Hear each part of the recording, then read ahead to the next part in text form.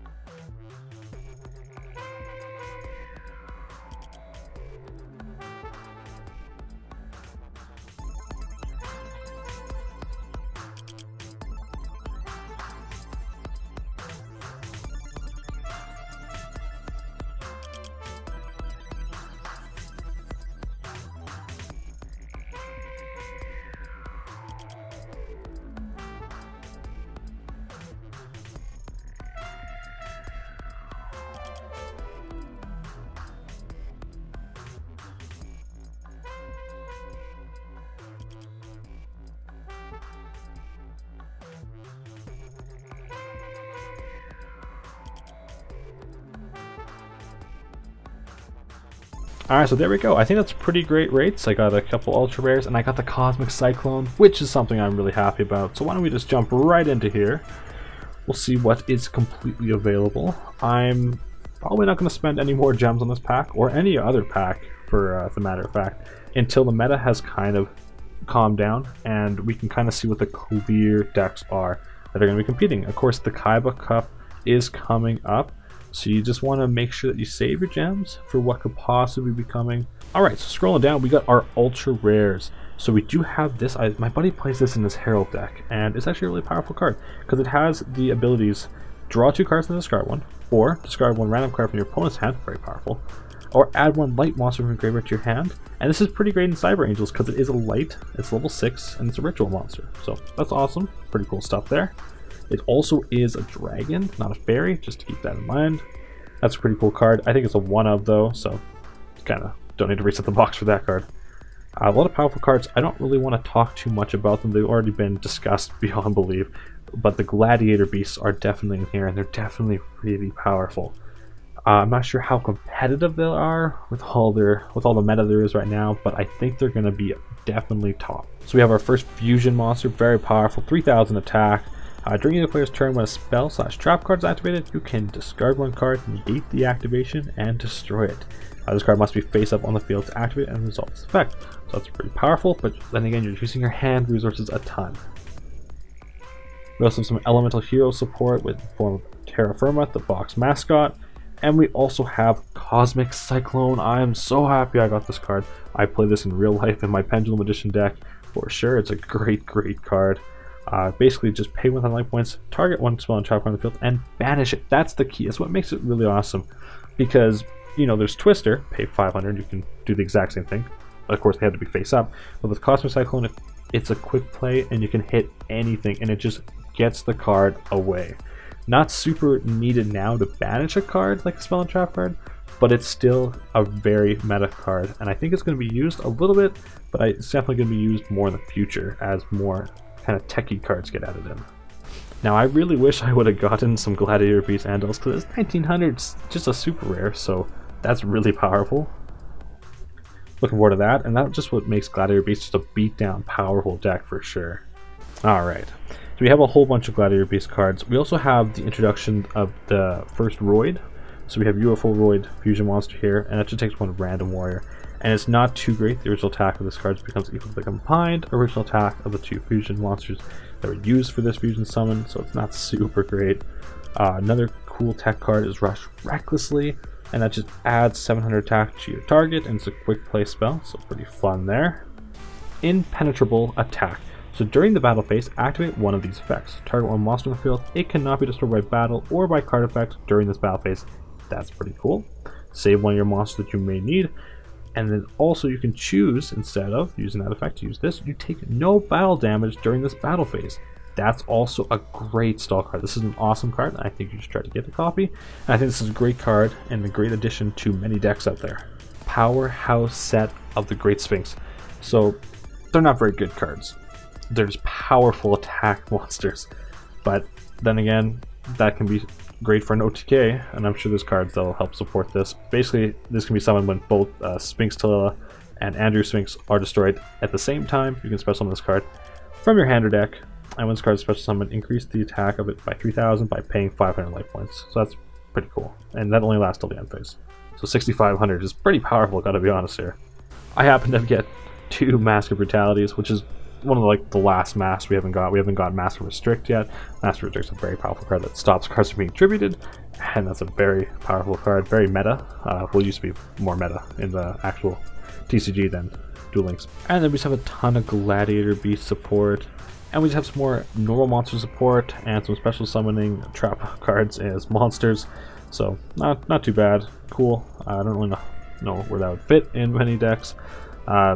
The only competitive deck that I see using a normal monster now is Gladiator Beast, and that's only because it's a 1900 beater that can be used.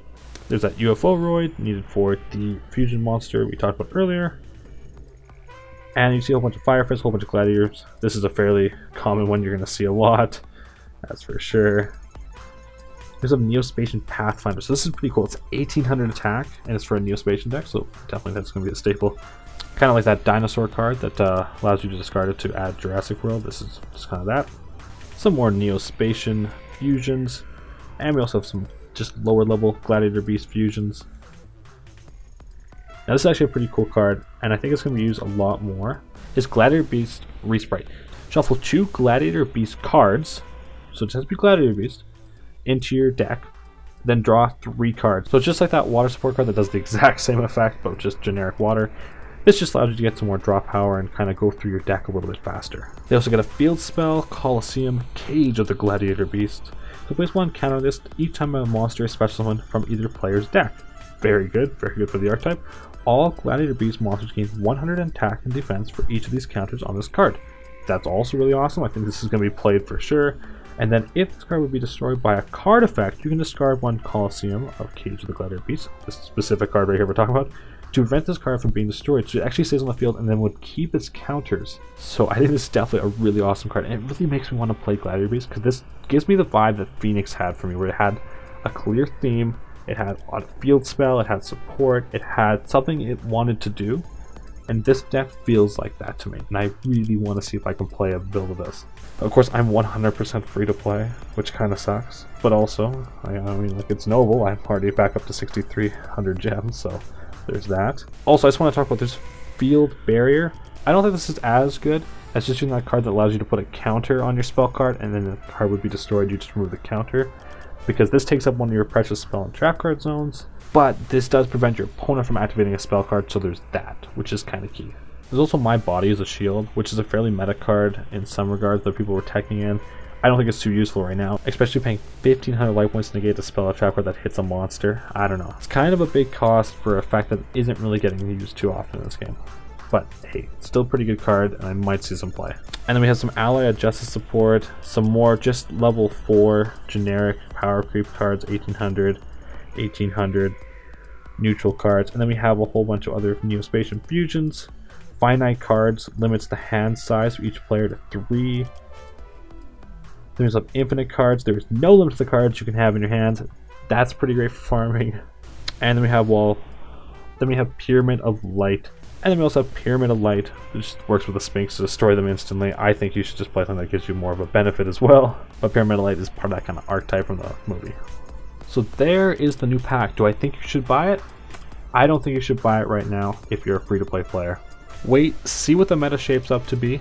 See what builds you might want to play from a deck that spawns out of here, and then work towards building that. I don't think you should rush in and try to buy a whole bunch of multiple copies of these cards, try to pull a lot of the ultra rares until you know what you're looking for specifically, and that's when the meta shapes up and we see a lot of play with a whole bunch of other decks. So if you're not a free-to-play player and you really want to build a Gladiator Beast and you just want to find a deck that really works, sure, definitely go for it. I think Gladiator Beasts are going to be a great meta contender. I think they're going to be absolute top, especially with Cyber Angels being hit. And a lot of people are going to have a lot of trouble dealing with Gladiator Beasts. So I think it should be a really fun deck to play. Probably play against as well, so that's good. And there is a few single cards in here that I think is good just for the generic add into your deck. Cosmic Cyclone for one. And then Impenetrable Trap. Those are both very good cards. If you want to look for just some generic support for any deck, I would recommend trying to pick up those. So there we have it. I'm going to be keeping my eye on the stuff that comes out of this pack very closely. Let me know what you guys think of this pack. If you have any questions, comments, concerns, leave them down below, and I'll be sure to address them as quickly as I can to the best of my ability. I hope you enjoyed watching, and I hope to catch you in the next one. As always, peace.